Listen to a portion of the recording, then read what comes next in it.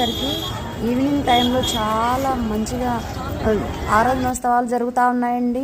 అక్కడైతే లోపలికి వెళ్తే పల్లకి సేవ చాలా బాగా జరుగుతూ ఉందండి.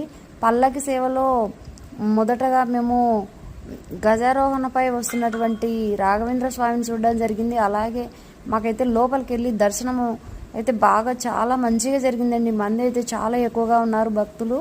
అక్కడ దర్శనం అయితే చాలా బాగా జరిగింది.